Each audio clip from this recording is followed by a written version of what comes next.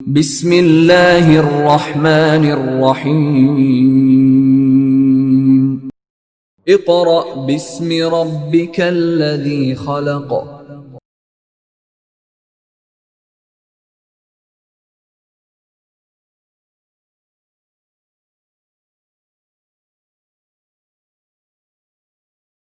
बिस्मिल्लाहिर्रहमानिर्रहीम। Dear students, अस्सलामु अलैकुम। स्टूडेंट्स, आपको याद होगा कि हमने अपने प्रीवियस लेक्चर में सेल थ्योरी से रेलिवेंट टॉपिक की डिस्कशन की थी। आज स्टूडेंट्स हम वर्क फॉर डे 5 से अपना नेक्स्ट लेक्चर स्टार्ट करेंगे, which is cellular structures and functions. Students, अगर आपने अच्छी तरह अपना प्रीवियस लेक्चर रीड किया है तो आपको ये याद होगा कि अभी तक हमने प्रॉपरली सेल थ्योरी में सेल्स की डिस्कशन की थी, या कह लीजिए सेल की डिस्कशन की थी। उस डिस्कशन में स्टूडेंट्स आपको याद होगा कि हमने ये डिस्कस किया था कि कैसे सेल जो है वो अराइज हुआ, सेल कैसे आया, किसने उसे डिस्कवर किया, फिर फर्दर मोर वो तमाम तर बातें हुई। आज स्टूडेंट हमने सेल के स्ट्रक्चर से रेलिवेंट और उसके फंक्शन से रेलिवेंट जो है वो बात स्टार्ट करनी है। अब आपको ये भी याद होगा कि फर्स्ट चैप्टर में एक वर्ड ऑर्गेनेल का पढ़ा था, यानी जो भी चीज़ इनसाइड ऑफ सेल पाई जाती है इट इज़ कॉल्ड ऑर्गेनेल और organelles. For example nucleus, ribosomes, mitochondria etcetera, यानी जो भी चीज़ सेल के अंदर पाई जाएगी वो क्या कहलाती है, ऑर्गेनेल। लेकिन स्टूडेंट कुछ ऐसी कह लीजिए कि कुछ पार्ट हैं सेल के जो कि ऑर्गेनेल तो नहीं हैं, जो सेल के आउटसाइड अवेलेबल हैं, या कह लीजिए कि सेल को शेप प्रोवाइड करने के लिए बहुत ज़्यादा इम्पॉर्टेंट है, और उसके अलावा उनका स्पेसिफिक फंक्शन भी है जो कि अभी हम डिस्कस करने जा रहे हैं। अब वो कौन से आप कह लीजिए पार्ट हैं जो कि अब हम सेल के डिस्कस करने लगे हैं, जो कि उसकी ऑर्गेनेल तो नहीं है लेकिन फिर भी उनका एक इम्पॉर्टेंट फंक्शन है। उसमें स्टूडेंट सबसे पहले आपके पास आ जाती है सेल वॉल, सेकंड नंबर पे आ जाती है सेल मेम्ब्रेन, थर्ड नंबर पे आपके पास आ जाता है साइटोप्लाज्म, एंड फोर्थ पे आपके पास आ जाता है साइटोस्केलेटन। ये चार आप ऐसे कह लीजिए कि सेल के कंपोनेंट्स हैं जो कि उसकी ऑर्गेनेल्स तो कंसीडर नहीं होती, लेकिन फिर भी इनका एक इम्पॉर्टेंट और वाइटल रोल है जो कि ये परफॉर्म करते हैं, जिस वजह से ये सेल का पार्ट कंसीडर किए जाते हैं। तो आइए सबसे पहले एक फर्स्ट पैराग्राफ है जिसमें यही बात डिस्कस हुई है, उसे हम पहले रीड कर लेते हैं। तो इसके लिए स्टूडेंट्स आपको अपनी बुक के पेज नंबर 57 पर आना पड़ेगा जी। Cellular structures and functions. We are well familiar with the basic organisation of a eukaryotic cell. कहता है कि जी आप जो यूकैरियोटिक सेल है, यानी जिसमें न्यूक्लियस होता है, उस सेल से काफ़ी बेहतरीन लेवल से फेमिलियर हैं, यानी आपका ताल्लुक़ है, आप उसे जानते हैं। Here we will get some detailed learning about the cellular structure and functions. यहाँ पर हम यूकैरियोटिक सेल के सेलुलर स्ट्रक्चर्स एंड फंक्शंस की डिस्कशन करने जा रहे हैं। A cell is made by the assemblage of organelles. ये बात हमने फर्स्ट चैप्टर में पढ़ी थी कि जब ऑर्गेनेल्स आपस में कंबाइन होती हैं तो जो नेक्स्ट स्ट्रक्चर क्रिएट होता है इट इज़ कॉल्ड सेल। तो इसी वजह से उन्होंने यहाँ पे कहा कि सेल कब मेड होता है, कब बनता है, जब ऑर्गेनेल्स असेंबलेज होती हैं। असेंबलेज यानी इकट्ठी होती हैं, जमा होती हैं एक जगह पे। There are some structures in cell that are not organelles. अब यहाँ पे हम कुछ स्ट्रक्चर्स की बात करने लगे हैं जो कि ऑर्गेनेल्स तो नहीं हैं but are still very important for cell, लेकिन वो सेल के लिए बहुत ज़्यादा इंपॉर्टेंट कंसीडर की जाती हैं। फॉर एग्जांपल जैसे कि आपको बताया, cell wall, cell membrane, cytoplasm and cytoskeleton. तो इसी हवाले से आज हमारा वर्क फॉर डे 5 है कि हम इन चार ऑर्गेनेल्स में से फर्स्ट 2 ऑर्गेनेल्स को आज अपने वर्क फॉर डे 5 में कंप्लीट करेंगे। सॉरी।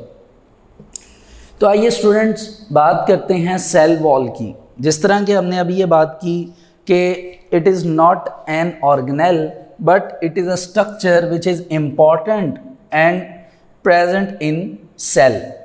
लेकिन अब अगर आप इसकी डेफिनेशन की तरफ मूव करें जो कि मैंने आपके सामने मेंशन की है, तो फर्स्ट ऑफ ऑल आपने ये बात याद रखनी है कि cell wall is a non living and strong component of the cell.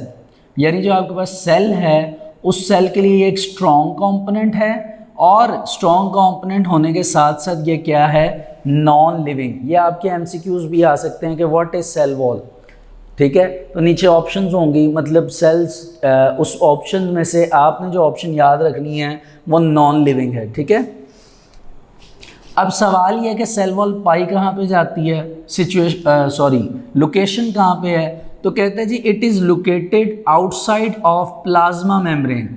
अब प्लाज्मा मेम्ब्रेन क्या है, तो स्टूडेंट्स याद रखिएगा प्लाज्मा मेम्ब्रेन का दूसरा नाम है सेल मेम्ब्रेन, ठीक है। वो मेम्ब्रेन जो कि सेल को कवर करती है या सेल को कह लीजिए उसका पार्ट है, वो सेल मेम्ब्रेन है, इसको प्लाज्मा मेम्ब्रेन भी कहा जाता है। यानी सबसे पहले प्लाज्मा मेम्ब्रेन होती है, उसके बाहर क्या होती है, सेल वॉल। आप कह लीजिए सबसे एक्सटीरियर पार्ट पे यानी सबसे आउटसाइड जो मेम्ब्रेन पाई जाती है, it is called cell wall.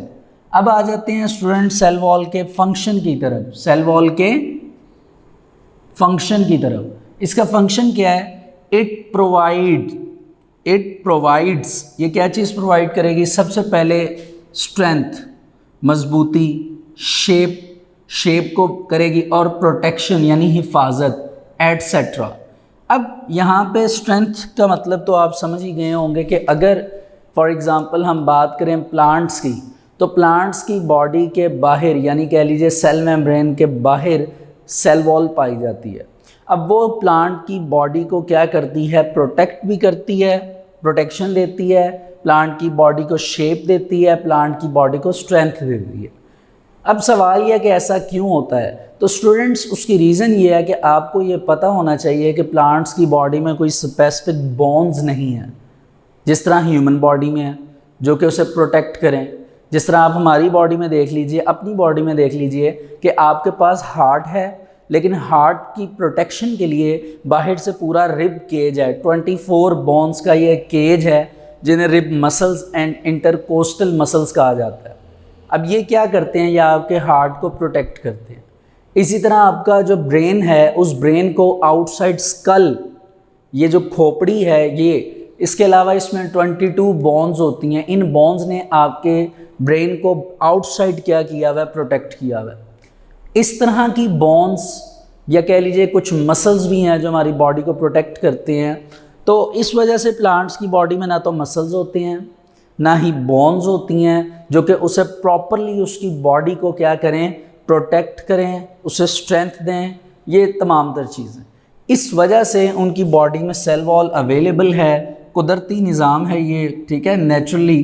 तो जिस वजह से उनकी बॉडी को स्ट्रेंथ भी मिलती है, सेल वॉल की वजह से उनकी बॉडी की शेप भी बैलेंस होती है और उनकी बॉडी को प्रोटेक्शन भी मिलती है। प्रोटेक्शन से मुराद के बाहर से कोई कह लीजिए कोई नेचुरली तौर पे बहुत तेज़ विंड हवा चल रही है जिस वजह से उनकी बॉडी बार बार स्लेक कर रही है, मूव कर रही है, उससे प्रोटेक्ट करने की ये कोशिश करती है। बहुत ज़्यादा बारिश हुई है, रेन हुई है, उसकी वजह से वो भी प्रोटेक्शन। इस तरह की प्रोटेक्शन आप कह लीजिए एक्सटर्नल एनवायरनमेंट की वजह से है वो भी, और इंटरनल एनवायरनमेंट उनकी बॉडी का वो भी। उन दोनों एनवायरनमेंट की बेसिस पर वो उसे क्या करते हैं, प्रोटेक्ट करते हैं। इसके बाद स्टूडेंट्स लेयर की बात कर ली जाए अगर, तो प्लांट्स की प्लांट्स नहीं बल्कि हम सेल वॉल की बात कर रहे हैं, प्लांट तो एग्जांपल थी कि सेल वॉल की 2 लेयर्स होती हैं, एक होती है आउटर लेयर, एक होती है इनर लेयर। तो स्टूडेंट्स जो आपके पास आउटर लेयर होती है, it is called primary cell wall, it is called primary cell wall. और अगर इनर लेयर की बात की जाए तो it is called secondary cell wall, it is called secondary cell wall. अगर हम यहाँ पर एग्जांपल प्लांट्स की ही ले लें तो प्लांट्स के अंदर जो प्राइमरी सेल वॉल पाई जाती है उसमें जो केमिकल होता है जो कि प्राइमरी सेल वॉल को बनाता है, it is called cellulose, it is called cellulose. Cellulose वो कंपोनेंट है जो कह लीजिए, या वो केमिकल है जो कि प्लांट की प्राइमरी सेल वॉल को बनाता है। और इसी तरह इनर वॉल जो है या इनर लेयर जो है जिसको सेकेंडरी सेल वॉल कहा जा रहा है, अगर प्लांट्स की बात की जाए तो प्लांट्स में केमिकल होता है लिग्निन, जो कि प्रोटीन से मिलकर बना होता है, या कह लीजिए इटसेल्फ अ प्रोटीन है। तो ये लिग्निन एक केमिकल है और कुछ दूसरे केमिकल्स हैं वो कंबाइन करके सेल वॉल तैयार करते हैं, जो कि सेकेंडरी सेल वॉल कहलाती है किसकी, प्लांट्स की। ठीक हो गया स्टूडेंट्स। अब स्टूडेंट्स सबसे पहले तो हमने डेफिनेशन की बात की सेल वॉल की, फिर हमने फंक्शन की बात की, फिर हमने लेयर्स की बात की। अब एक एडिशनल हेडिंग है, इम्पॉर्टेंट है, ये शॉर्ट क्वेश्चन भी है कि व्हाट इज़ प्लाज्मोडेस्माटा। क्या वर्ड है, आप इसको पढ़ेंगे प्लाज्मोडेस्माटा। प्लाज्मोडेस्माटा, प्लाज्मोडेस्माटा क्या होता है कि स्टूडेंट्स होता कुछ इस तरह है कि जब एक सेल के साथ दूसरा सेल कंबाइन होता है तो असल में उस सेल के साथ जब दूसरे सेल की एडिशन होती है तो दोनों की आपस में जो सेल वॉल है, दोनों सेल की सेल वॉल्स जो हैं वो उनमें कुछ पोर्स होते हैं। क्या होते हैं, पोर्स, यानी सुराख होते हैं सेल्स में। उन सुराखों की वजह से, उन पोर्स की वजह से आप कह लीजिए कि जो दोनों सेल हैं उनके साइटोप्लाज्म एक दूसरे से क्या होते हैं, कनेक्टेड होते हैं। क्या होते हैं, कनेक्टेड। यानी अब ये कनेक्शन क्यों है, देखिए अगर एक सेल के पास कोई मटेरियल है जो दूसरे को चाहिए तो वो एक सेल से दूसरे सेल तक दोनों के जो साइटोप्लाज्म एक दूसरे के साथ कनेक्टेड हैं उनमें पोर्स के थ्रू वो मटेरियल जो है वो एक्सचेंज हो सकता है। तो वो जो पोर्स हैं जो कि उन एडजेसेंट सेल कहते हैं हम इनको, उनके दरमियान वो जो पोर्स हैं उन पोर्स को हम क्या नाम देते हैं, प्लाज्मोडेस्माटा। ठीक है जी। ये स्टूडेंट्स आपकी जो इम्पोर्टेंट कह लीजिए हेडिंग्स थी या यूँ कह लीजिए इम्पोर्टेंट पॉइंट्स थे वो मैंने आपको एक्सप्लेन कर दिए। अब मैंने यहाँ पर कुछ ऊपर एरोज़ बनाए हुए हैं। असल में आपके पास जो 5 किंगडम क्लासिफिकेशन का टॉपिक था उसमें आपने 5 किंगडम्स के नाम पढ़े थे। ठीक है जी। उन्हीं 5 किंगडम्स के हम नाम यहाँ पे मेंशन करेंगे और देखेंगे किस में कौन सी सेल वॉल पाई जाती है। जिस तरह अभी तक हमने पहली बात तो कर ली, हमें समझ आ गई कि जितने भी प्लांट्स हैं उनमें कौन सी सेल वॉल है, सेलुलोज। ठीक है जी। अगर आप बात करें एनिमल्स की तो याद रखिएगा एनिमल्स में सेल वॉल क्या होती है, एब्सेंट होती है। एनिमल में सेल वॉल नहीं होती। ठीक हो गया। अब आपको पता है कि प्लांट और एनिमल के कॉम्बिनेशन से बनते हैं प्रोटिस्टा या प्रोटिस्ट्स बनते हैं। अगर प्रोटिस्ट की बात की जाए या प्रोटिस्टा की बात की जाए तो उसमें प्लांट लाइक एनिमल भी हैं और एनिमल लाइक। अब जो animal like animals, animal like protist होंगे उनमें सेल वॉल नहीं होगी, जो प्लांट लाइक होंगे उनमें सेल वॉल होगी। ठीक है। तो इसमें आप कह देंगे वेरिएबल। वेरिएबल मीन्स के डिफरेंट।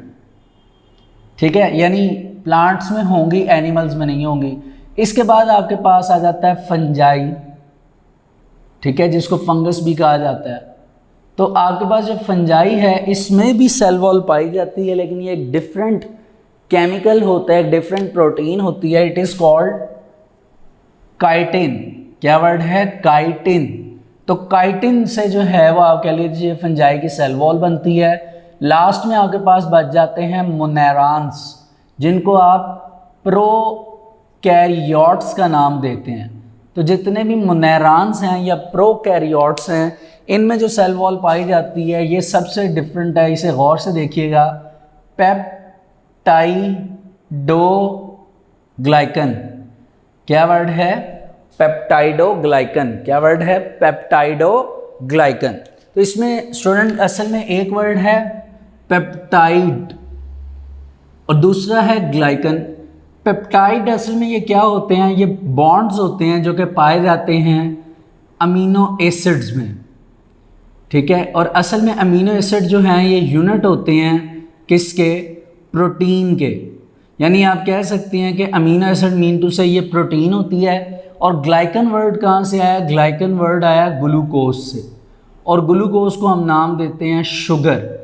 यानी आप कह सकते हैं कि ग्लूकोज यानी शुगर और प्रोटीन से मिलकर जो सेल वॉल है वो प्रोकैरियोट्स की यानी मुन्नेरांस की सेल वॉल बनती है, विच इज़ कॉल्ड पेप्टाइडोग्लाइकन। ठीक है स्टूडेंट्स, तो इस तरह ये आपका सेल वॉल का टॉपिक है जो कि यहाँ तक कंप्लीट होता है। बाकी जो चीज़ें मिसिंग है वो हम रीडिंग में कवर करेंगे। ठीक है, तो आइए अब हम सेल वॉल की रीडिंग करते हैं। इसके लिए आप पेज नंबर 57 पे आ जाइए। Cell wall, we know that not all living organisms have cell wall around their cells, that is animals and many animal like protists। ये बात मैंने अभी आपको बताई कि हर ऑर्गेनिज्म में सेल वॉल नहीं होती। जैसे किस में नहीं होगी, एनिमल्स में नहीं होगी और एनिमल लाइक प्रोटिस्ट में नहीं होगी, बाकी तमाम लिविंग ऑर्गेनिजम्स में होगी।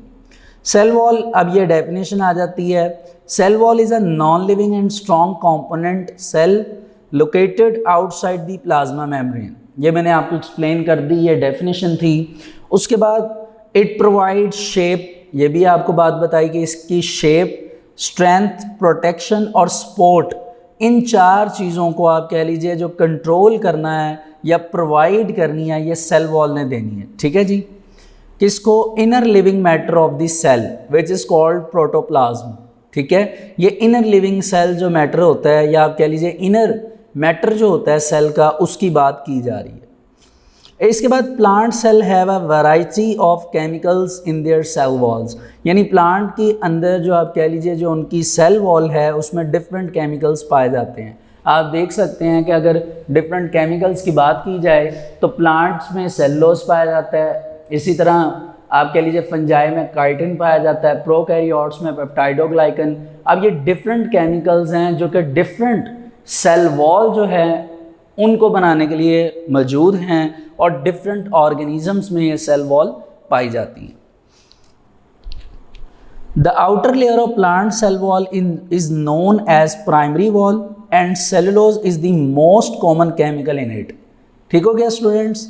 और सम प्लांट जो हैं जिस तरह फॉर एग्जांपल जाइलम सेल्स, अब जाइलम सेल्स क्या होते हैं ये आपको पता होने चाहिए, इसको आपने जाइलम पढ़ना है। ऐसे सेल्स जो कि बाद में टिश्यूज़ बनते हैं और बाद में पूरी की पूरी ट्यूब्स बनती हैं, जिनका काम ये होता है कि ये प्लांट की बॉडी में वाटर को एब्जॉर्ब करती हैं सॉइल में से और उस वाटर को ट्रैवल करके एरियल पार्ट यानी ऊपर लीव्स तक लेकर जाती हैं। उन्हें हम नाम देते हैं जाइलम ट्यूब्स। वो जाइलम ट्यूब्स किस चीज़ से मिलकर बनती हैं? Xylem tissues. और उन जाइलम टिश्यूज़ का जो यूनिट होता है उसे हम क्या नाम देते हैं? Xylem cells. तो यहाँ पर उन जाइलम सेल्स की बात हो रही है जिन्होंने वाटर की कंडक्शन करनी होती है सॉइल से aerial part of the plant. जी, तो क्या कहते हैं जी, फॉर एग्जांपल जाइलम सेल्स जो हैं इनमें सेकेंडरी वॉल पाई जाती है इनसाइड ऑफ प्राइमरी वॉल। देखिए प्राइमरी पहले है, सेकेंडरी बाद में है, तो जाहिर सी बात है इनसाइड होगी। ठीक है जी। It is much thicker and contain lignin and some other chemicals, यानी ये थिकर होती है, थोड़ी सी ये इसकी मोटाई होती है, ये मोटी होती है और इसमें लिग्निन और कुछ दूसरे केमिकल्स जो हैं वो पाए जाते हैं। अब नेक्स्ट बात ये करता है कि there are pores in the cell wall of the adjacent cells. ये जैसा कि मैंने आपको बताया कि सेल्स हैं, उनकी जो सेल वॉल है उनमें कुछ क्या हैं? पोर्स, उनके सेल्स के दरमियान, यानी सुराख हैं, पोर्स हैं। Through which their cytoplasm is connected, जहाँ से उनका साइटोप्लाज्म जो है एक दूसरे के साथ क्या होगा? कनेक्टेड। अब मैंने आपको ये बात भी यहाँ पर बता दी कि साइटोप्लाज्म क्यों कनेक्टेड है, ताकि मटेरियल जो है अगर एक सेल से दूसरे सेल में ट्रांसफ़र होना है तो इन्हीं पोर्स के थ्रू होगा। तो कहते हैं these pores are called plasmodesmata. तो इन पोर्स को हम क्या नाम देते हैं? प्लाज्मोडेस्माटा। जी स्टूडेंट्स, आगे चलते हैं जी। Fungi and many protist have cell wall although they do not contain cellulose. कहते हैं जी कि फंजाई में भी सेल वॉल होती है, प्रोटिस्ट में भी होती है और आप एक हिसाब से कह लीजिए कि प्रोकैरियोट्स में भी होती है, लेकिन सब में सेलुलोज नहीं होती। कहते हैं their cell wall are made up of a variety of chemicals. Variety मतलब डिफरेंट केमिकल्स से मिलकर बनी होती है।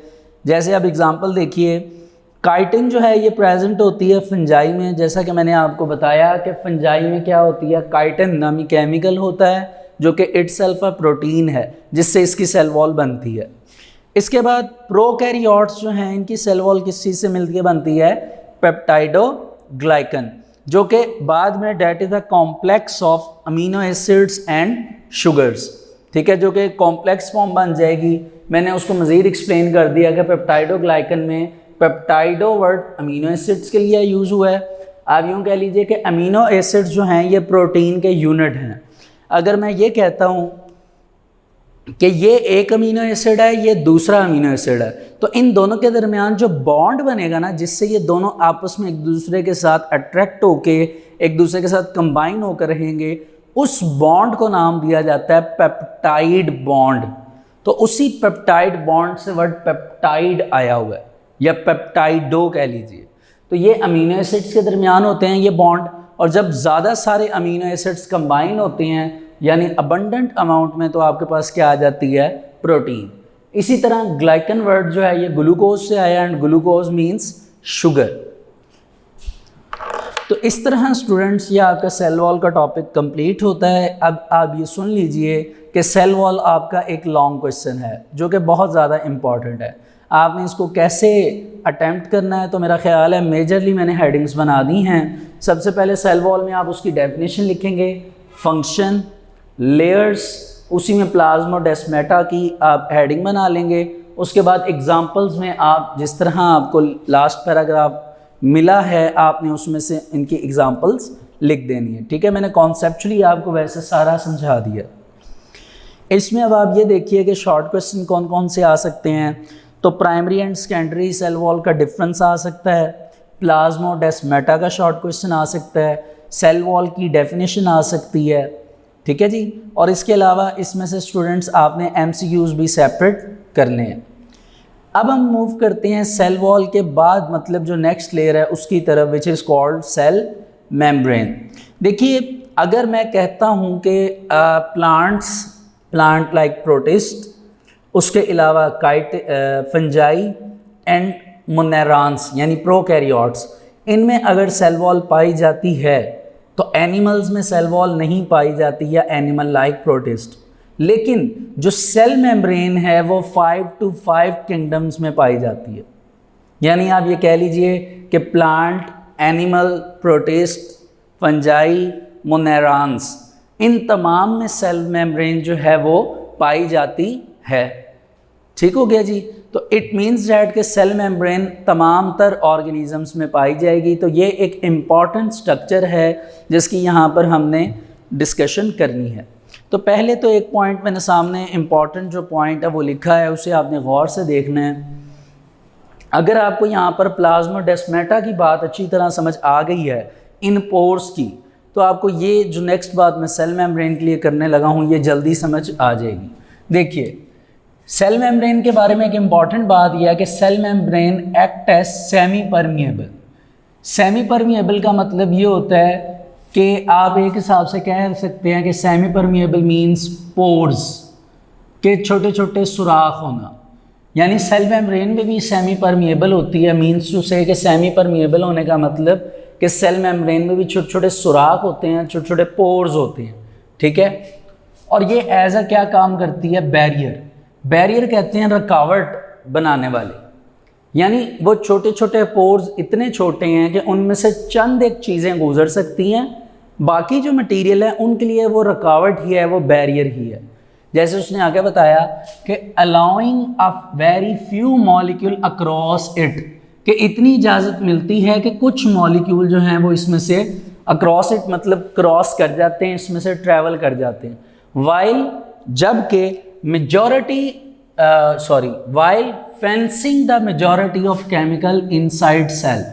फेंसिंग का मतलब आपको पता है, फेंस को वैसे कहते हैं बाड़, ठीक है। जो फार्मर्स होते हैं वो अपनी फसलों में बाड़ लगा देते हैं, फेंसिंग कर देते हैं, लोहे की जालियां लगा देते हैं, तारें लगा देते हैं, ताकि जितने भी कैटल्स हैं, जो सराउंडिंग्स में कैटल्स हैं, मवेशी हैं, वो अगर पास्चर्स में, यानी पास्चर मतलब चरागाह हैं या चारा वगैरह खा रहे हैं, तो कहीं वो खाते खाते उनकी फसल में ना आ जाएं, उनकी फसल को डिस्ट्रॉय ना कर दें। तो किसान क्या करते हैं, उधर फेंस लगा देते हैं, बाड़ लगा देते हैं, एक रुकावट लगा देते हैं ताकि वहाँ से कैटल जो हैं वो इधर तक ना आ सकें।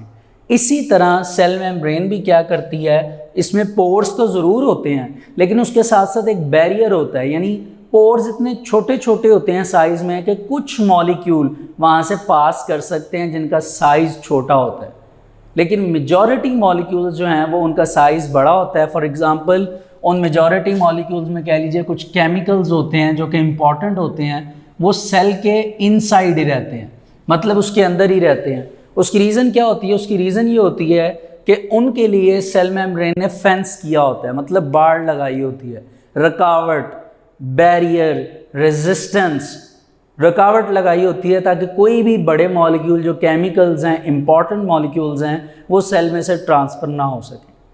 ठीक हो गया स्टूडेंट्स? तो ये एक इम्पॉर्टेंट बात है सेल मेम्ब्रेन के बारे में। इसके अलावा एक और बात भी है सुनने वाली, वो ये कि जब सेल मेम्ब्रेन का स्ट्रक्चर देखा गया तो सेल मेम्ब्रेन के स्ट्रक्चर की जब एनालिसिस की गई, यानी उस पर तज्ज़िया किया गया, उसके बारे में डिस्कशन हुई, तो काफ़ी साइंटिस्ट ने उस पर सोच विचार की, लेकिन इतनी सारी ऑब्जर्वेशंस और इतने बारे एक्सपेरिमेंट्स किए गए, लेकिन उसका कोई भी कंक्लूजन फाइनल नहीं निकला कि रियलिटी में इसका स्ट्रक्चर क्या है सेल मेम्ब्रेन का। तो काफ़ी सोच विचार और ऑब्जर्वेशंस को मद्देनज़र रखते हुए ये बात कही गई कि असल में सेल मेम्ब्रेन का स्ट्रक्चर जो है वो कहलाएगा फ्लूइड मोज़ेक मॉडल। मोज़ेक का मतलब यहाँ पे क्या होगा, ये याद रखिए, ऐसा मॉडल जो कि फ्लूइड यानी लिक्विड में होता है, विस्कस फॉर्म में होगा और मोज़ेक फॉर्म में है। Mosaic means बेतरतीबी। बेतरतीबी का मतलब क्या होता है, जिसकी कोई तरतीब ना हो, यानी बार बार जो है वो सेल का जो स्ट्रक्चर था सेल मेम्ब्रेन का वो चेंज होता रहता था, मेंटेन होता रहता था, जिस वजह से उसका प्रॉपर स्ट्रक्चर जो है वो पता नहीं चल सका। इस वजह से साइंटिस्ट ने उसे क्या नाम दे दिया, fluid mosaic model. Fluid mosaic model मतलब एक ऐसा मॉडल जो कि बेतरतीबी में है, जिसकी कोई तरतीब नहीं है। ठीक है जी। और इस फ्लूइड मोज़ेक मॉडल में 3 कंपोनेंट्स इंपॉर्टेंट थे, यानी सेल मेम्ब्रेन के स्ट्रक्चर में 3 कंपोनेंट्स जो हैं वो इम्पॉर्टेंट हैं, जिसमें स्टूडेंट पहले नंबर पे आपके पास आ जाते हैं कार्बोहाइड्रेट्स, दूसरे नंबर पे आ जाते हैं आपके पास प्रोटीन्स और तीसरे नंबर पे आ जाते हैं आपके पास लिपिड्स। यानी कार्बोहाइड्रेट, प्रोटीन और लिपिड्स, ये 3 ऐसे कह लीजिए कि कॉम्प्लेक्स स्ट्रक्चर्स थे या कह लीजिए कॉम्प्लेक्स मॉलिक्यूल्स हैं जो कि आपकी सेल मेम्ब्रेन को बनाने में एक इम्पॉर्टेंट रोल प्ले करते हैं। और आप इनके यूनिट्स भी याद रखिए। कार्बोहाइड्रेट का जो यूनिट है it is called glucose, protein का जो यूनिट है इट इज़ कॉल्ड, थोड़ी देर पहले आपको बताया, अमीनो एसिड्स। इसी तरह लिपिड्स का जो यूनिट है आपको पता होना चाहिए, it is called fatty acids. ठीक है, ये मैंने आपको इनके यूनिट्स बताए हैं, यानी इनकी सिंपलेस्ट फॉर्म। ठीक हो गया स्टूडेंट्स? तो ये असल में फ्लूइड मोज़ेक मॉडल की बात है। और नीचे मैंने इसका एक स्ट्रक्चर बनाया जो कि आपकी बुक पे भी मेंशन किया गया है, लेकिन मैंने ये स्ट्रक्चर इसलिए बनाया ताकि मैं आपको बता सकूं कि इसमें कहाँ पर कार्बोहाइड्रेट्स हैं, कहाँ पर प्रोटीन हैं, कहाँ पर लिपिड्स हैं।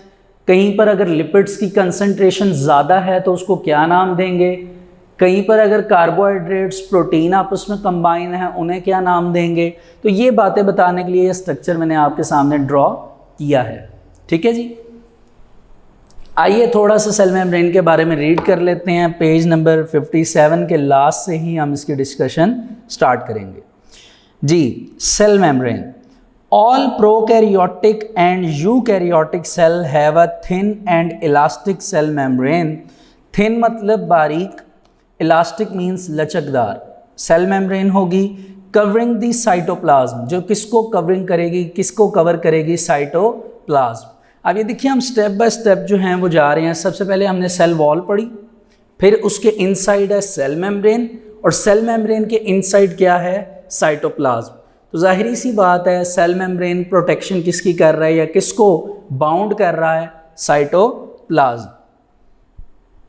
जी, नेक्स्ट जो 2 लाइन्स है स्टूडेंट्स वो वही हैं जो मैंने सामने एक्सप्लेन की हैं, इसलिए मैं वो रीड नहीं कर रहा, मैं आगे मूव कर रहा हूँ। In this way cell membrane maintains the internal composition of cell, यानी जैसे ही हमने ये पढ़ा कि कुछ केमिकल्स को वो इनसाइड स्टॉप कर लेती है सेल मेम्ब्रेन, जो इम्पॉर्टेंट है केमिकल्स हैं, तो इस वजह से इंटरनल कंडीशंस को भी सेल मेम्ब्रेन क्या करती है, मेंटेन करती है। In addition to this vital role, vital का मतलब ज़रूरी, रोल मीन्स किरदार, यानी इस ज़रूरी किरदार के साथ cell membrane also have sense chemical messages and can identify other cells, यानी उसके पास केमिकल सेंसेशन होती है जिससे उसे इस चीज़ का आइडिया हो जाता है कि उसके सराउंडिंग्स में सेल्स कौन से हैं और उनकी क्या रिक्वायरमेंट्स हैं, और अगर वो सेल खुद पूरी कर सकता है तो वो उन चीज़ों को इन्हीं पोर्स के थ्रू क्या करवा देगा, ट्रैवल। अब देखिए, अगर तो प्लांट का सेल है तो सेल मेम्ब्रेन में भी पोर्स होंगे और सेल वॉल में भी पोर्स होंगे, विच इज़ कॉल्ड प्लाज्मोडेस्माटा। तो अगर साइटोप्लाज्म में से किसी चीज़ ने ट्रैवल करना है तो वो पहले सेल मेम्ब्रेन के पोर्स में से गुजरेगी, फिर सेल वॉल के पोर्स में से गुजरेगी, और फिर दूसरे सेल के सेल वॉल में जाएगी, फिर उसकी सेल मेम्ब्रेन में, और फिर उसके साइटोप्लाज्म में। ये एक कह लीजिए मेथड है।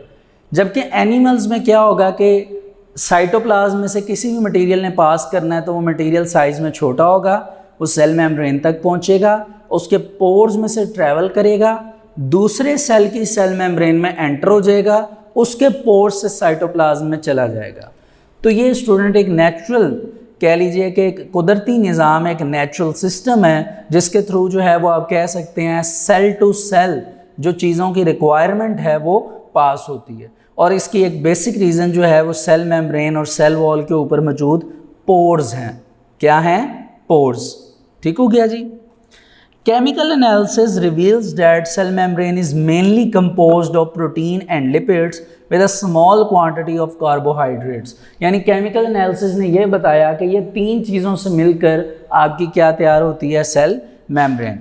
और EM यानी इलेक्ट्रॉन माइक्रोस्कोप की एग्जामिनेशन से ये पता चला कि cell membrane have led to the development of fluid mosaic model, यानी हमने सेल मेम्ब्रेन का स्ट्रक्चर जो है वो इलेक्ट्रॉन माइक्रोस्कोप के नीचे देखा। And you know very well about the electron microscope कि जो चीज़ हमें लाइट माइक्रोस्कोप से नहीं नज़र आती वो हम इलेक्ट्रॉन माइक्रोस्कोप से देखते हैं, और वो कितना मैग्नीफाई करती है, 2,50,000 यानी 2,50,000 गुना एक्स फॉर्म में वो उसको क्या करती है, शो करती है स्ट्रक्चर को।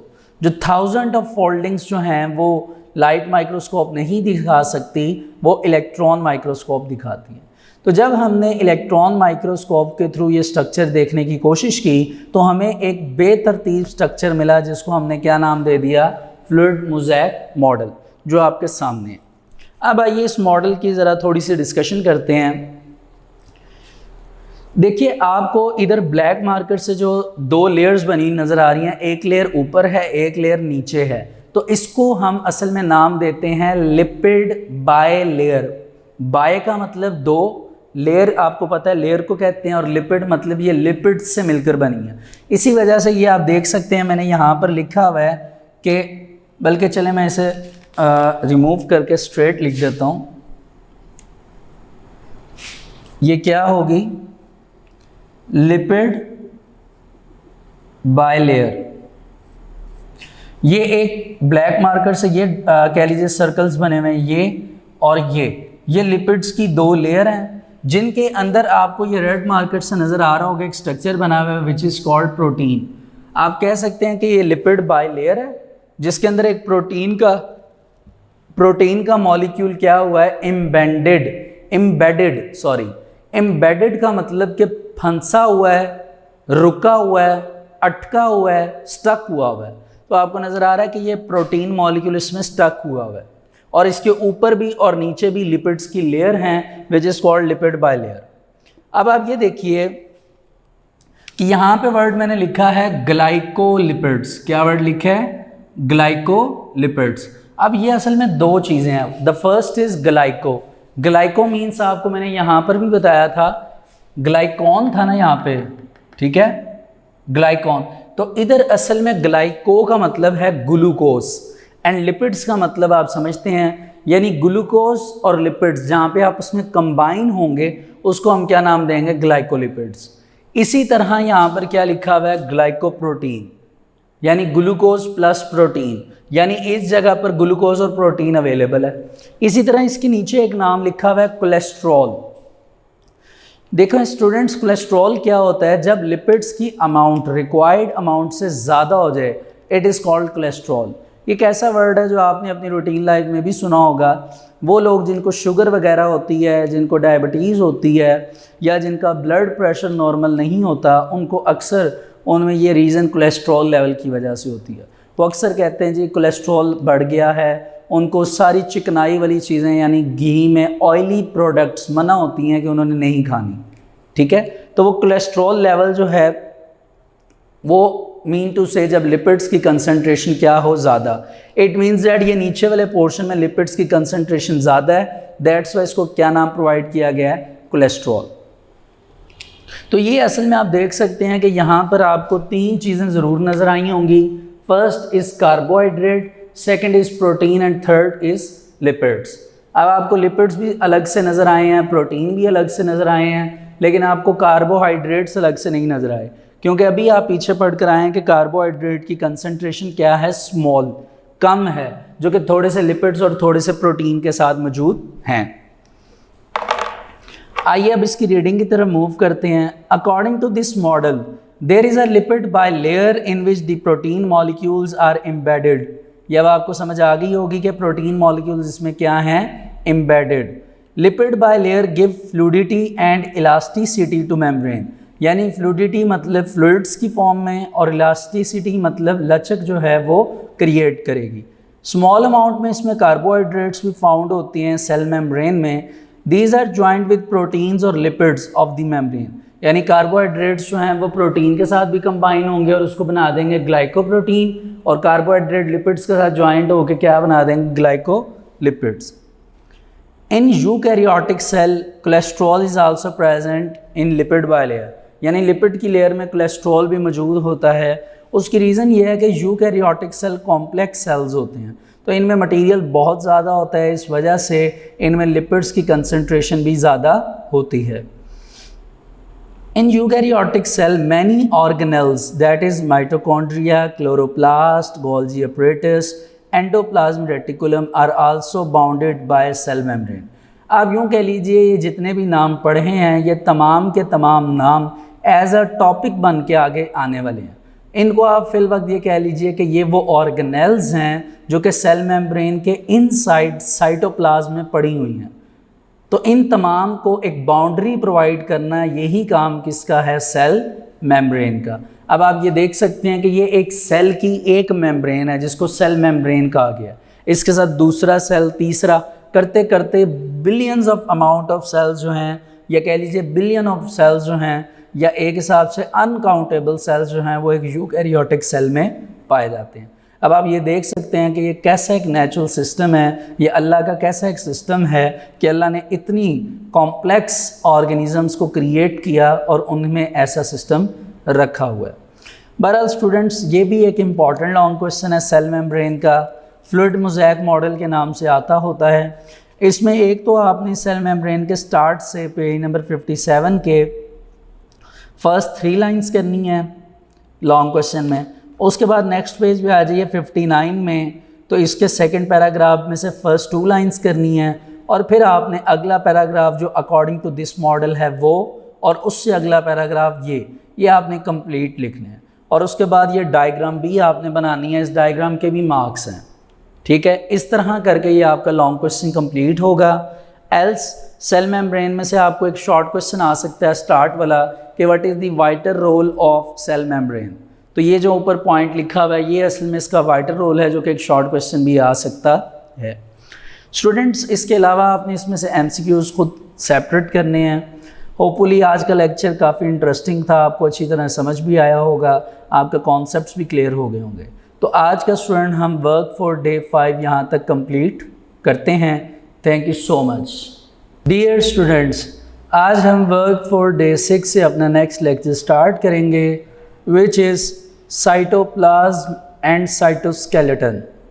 स्टूडेंट्स, आपको याद होगा कि हमने अपने प्रीवियस लेक्चर में प्रॉपरली दो आर्टिकल्स की डिस्कशन की थी, which is cell wall and cell membrane, which is also called fluid mosaic model.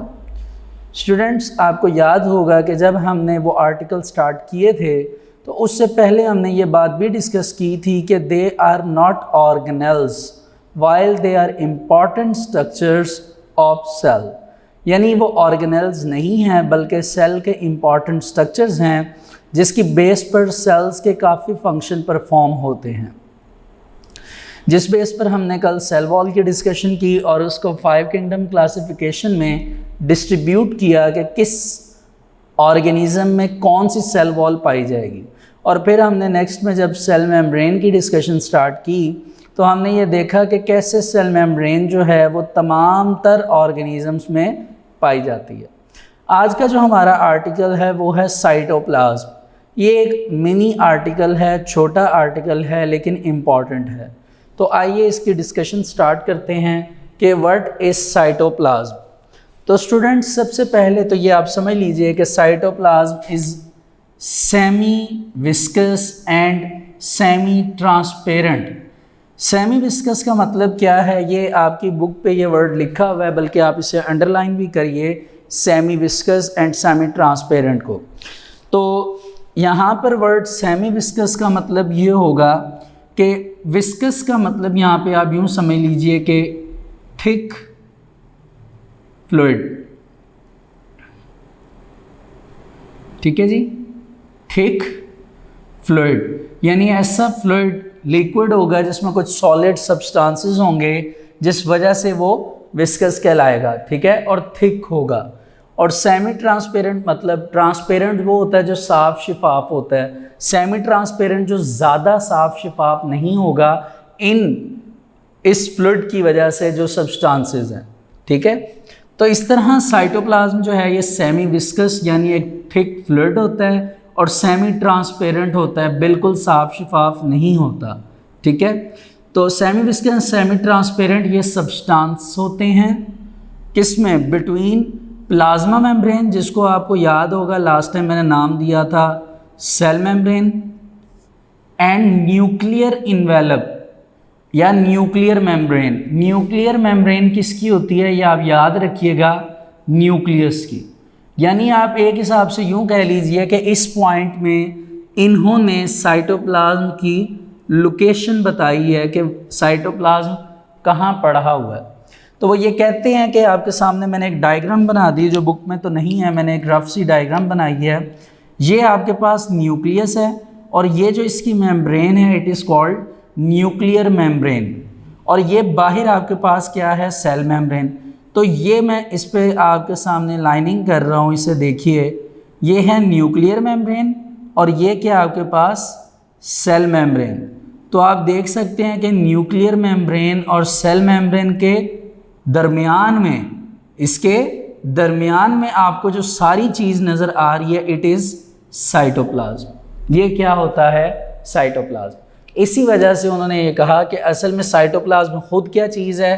पहली बात तो वो सेमी विस्कस होता है और सेमी ट्रांसपेरेंट सब्सटेंसेस होते हैं, ठीक है। और उसके साथ साथ ये पाए कहाँ पे जाते हैं, तो ये सेल मेम्ब्रेन और plasma membrane cell membrane and nuclear membrane के दरमियान में, बिटवीन का मतलब क्या होगा, दरमियान में। अब सवाल यह है कि किन किन मटेरियल से मिलकर आपका साइटोप्लाज्म बनता है। तो स्टूडेंट्स, इट कंटेन, सबसे पहले तो इसमें वाटर होता है, क्या होता है, वाटर।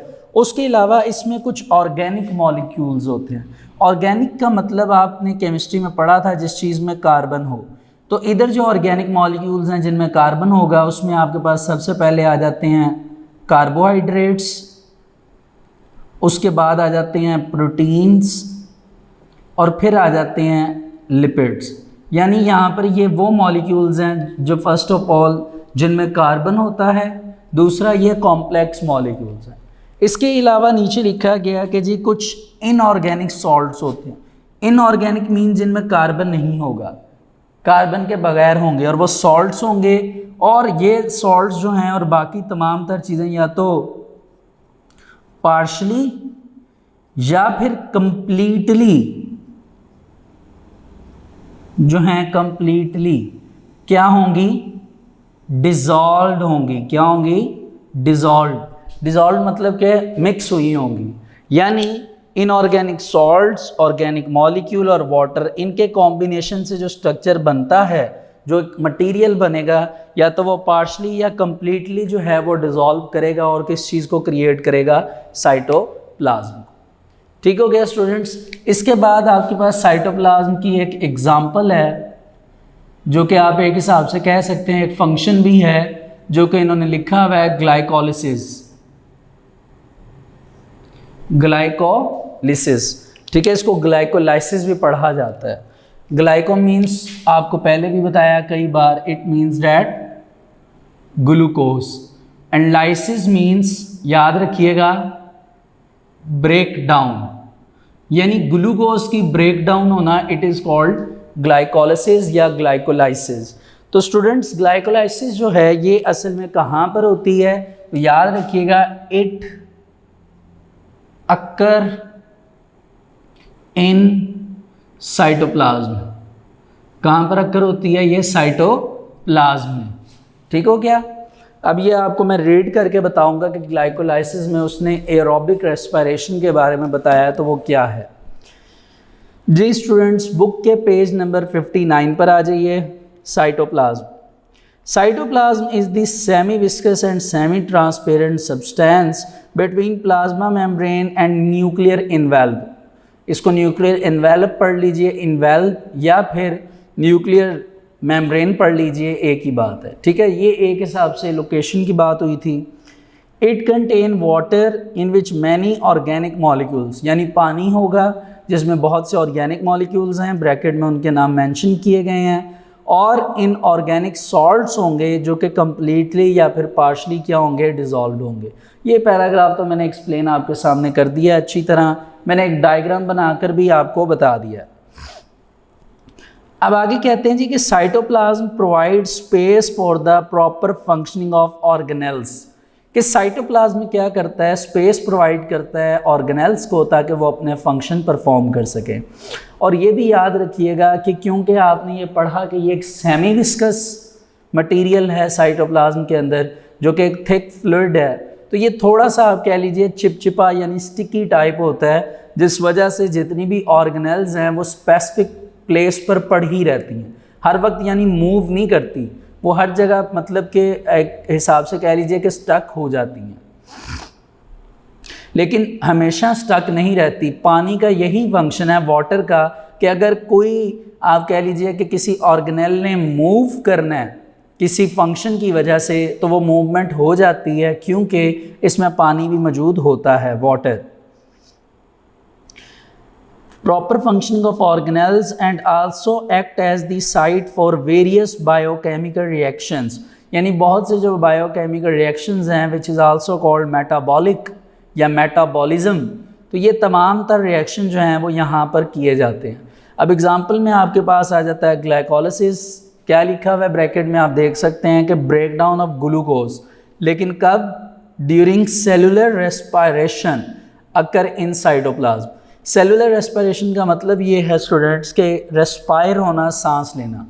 जब ऑक्सीजन ट्रैवल करेगी, ट्रैवल करके आपके टिश्यूज़ में जाएगी, टिश्यूज से ट्रैवल करके सेल्स में जाएगी, तो सेल में वहाँ पर ग्लूकोज पड़ा होगा, तो वो ऑक्सीजन उस ग्लूकोज के साथ टकराएगी, ऑक्सीडेशन का प्रोसेस होगा जिसको हम रेडॉक्स रिएक्शन कहते हैं। उस प्रोसेस के थ्रू ग्लूकोज जो है वो ब्रेक डाउन होगा, ठीक है, और उससे फिर एनर्जी जो है वो रिलीज़ होगी, और वही एनर्जी जो है वो बॉडी यूज़ करती है एक्टिविटी के लिए। तो कहने का मकसद ये है कि ये ग्लाइकोलिसिस का जो प्रोसेस है ये असल में कहाँ पर अक्कर होता है, साइटोप्लाज्म में। कहाँ पर अक्कर होता है, साइटोप्लाज्म में। तो इस तरह स्टूडेंट ये आपकी एक ऑर्गेनेल जो है कह लीजिए एक स्ट्रक्चर जो है वो कंप्लीट हो जाता है जो कि ऑर्गेनेल नहीं है। अब हम अपने लास्ट स्ट्रक्चर की तरफ मूव करते हैं जो कि ऑर्गेनेल नहीं है, इट इज़ साइटोस्केलेटन। देखिए इसके वर्ड से आपको पता चल रहा होगा, साइटो का मतलब कि साइटोप्लाज्म, स्केलेटन का मतलब कि एक स्ट्रक्चर, कि साइटोप्लाज्म के अंदर एक स्ट्रक्चर पाया गया है या एक स्ट्रक्चर पाया जाता है विच इज़ कॉल्ड साइटोस्केलेटन। तो तो स्टूडेंट असल में स्ट्रक्चर क्या है, असल में आप यूँ देखिए कि जिस तरह ये आपके सामने ये डायग्राम मैंने बनाई थी, इसी तरह मैं ये अगर सेल की डायग्राम बनाता हूँ, फॉर एग्ज़ाम्पल ये सेल है, ये न्यूक्लियस है, अंदर सारा साइटोप्लाज्म है, तो आप ये देखिए कि ये जो आप कहते हैं ना, ये आपके पास सेल है, इसकी मेम्ब्रेन है, इस मेम्ब्रेन के सराउंडिंग इस तरह करके आप कह सकते हैं कि ये सारे का सारा एक नेटवर्क फैला हुआ है। क्या फैला हुआ है? एक नेटवर्क। और ये नेटवर्क क्या करता है? ये नेटवर्क करेगा बाद में, लेकिन हम पहले देखते हैं कि इस नेटवर्क में पाया क्या जाता है। तो असल में ये साइटोस्केलेटन का एक नेटवर्क होता है जो कि माइक्रोफिलामेंट्स एंड माइक्रोट्यूब्यूल्स पे डिपेंड करता है। क्या वर्ड है? Microfilament and microtubules. ठीक है, पहले हम माइक्रोट्यूब्यूल्स की बात करते हैं। तो स्टूडेंट असल में माइक्रोट्यूब्यूल्स क्या हैं? माइक्रोट्यूब्यूल्स असल में ट्यूब्यूलिन प्रोटीन से मिलकर बनती हैं। ट्यूब्यूलिन प्रोटीन, तो माइक्रोट्यूब्यूल्स ट्यूब्यूलिन प्रोटीन से मिलकर बनती हैं और इनका काम क्या है कि आपका जो सेल है उस सेल की जो शेप है उसको मेंटेन करना। क्या करना? मेंटेन करना। ये काम किसका है? ट्यूब्यूलिन प्रोटीन का। ठीक हो गया। इसके अलावा ये एक और काम भी करते हैं कि ये मेंटेनेंस प्रोवाइड करते हैं सीलिया एंड फ्लैजेला लाइक स्ट्रक्चर को।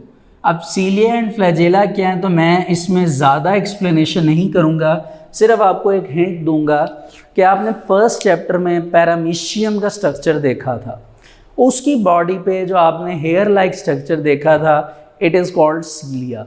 और आपको उसका फंक्शन ये बताया गया था कि जब वो वाटर में मूव करता है पैरामीशियम, क्योंकि वो एक वाटर बॉडी ऑर्गेनिज्म है, तो मूवमेंट के वक्त आप ये देख सकते हैं कि उसके जो सीलिया हैं, जब उस पर वाटर का प्रेशर पड़ता है तो वो वाटर के प्रेशर की वजह से वो सीलिया मूवमेंट करते हैं और उसी वजह से पैरामीशियम की बॉडी जो है वो वाटर में ट्रैवल करती है।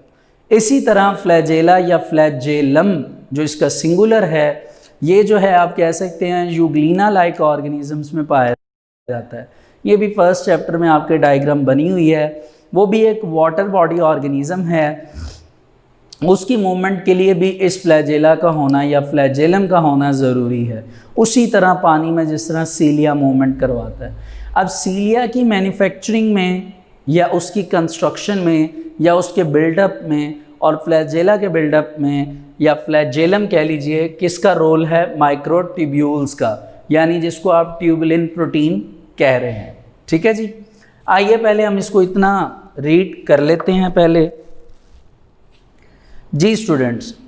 तो इसमें आपके पास आ जाता है cytoskeleton, page number 60। Cytoskeleton is a network of microfilaments and microtubules, यानी ये माइक्रोफिलामेंट्स एंड माइक्रोट्यूब्यूल्स पे डिपेंड है।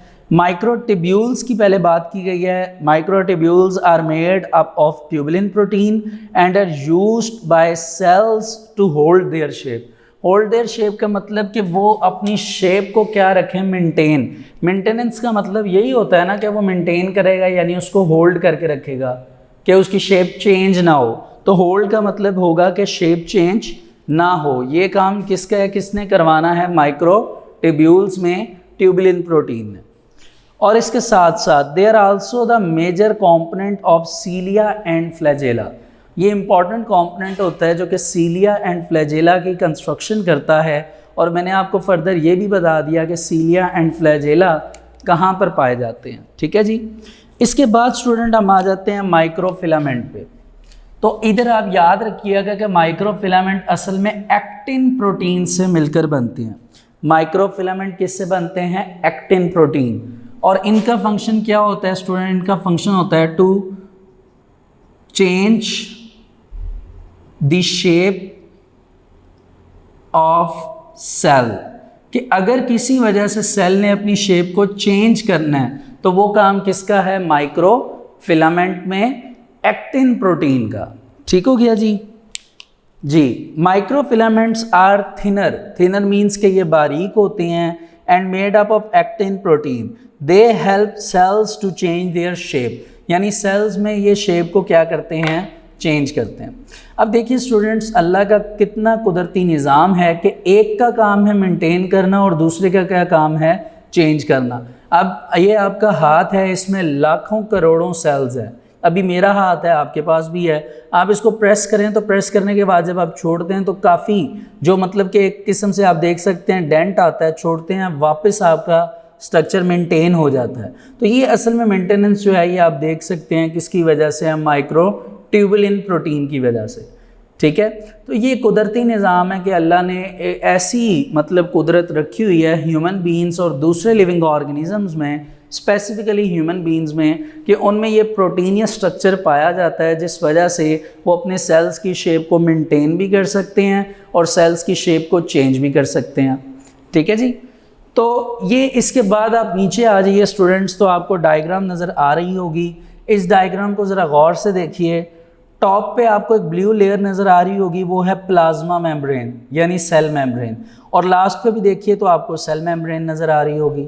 अब सेंटर में आपको एक ऑर्गेनेल नज़र आ रही है विच इज़ माइटोकॉन्ड्रियन, जिसको आप माइटोकॉन्ड्रिया भी कहते हैं। अब देखिए इस माइटोकॉन्ड्रिया के सराउंडिंग आपको माइक्रोफिलामेंट और माइक्रोट्यूब्यूल्स बनी नज़र आ रही हैं। यानी अगर आप इस सेल की बात करें तो फॉर एग्जांपल इस सेल में यहाँ पर एक माइटोकॉन्ड्रिया पड़ा हुआ है, तो इस माइटोकॉन्ड्रिया के सराउंडिंग आप देख सकते हैं क्या है, ट्यूबुलिन प्रोटीन और फिलामेंटियस प्रोटीन, जिसको माइक्रोफिलामेंट भी कहा गया।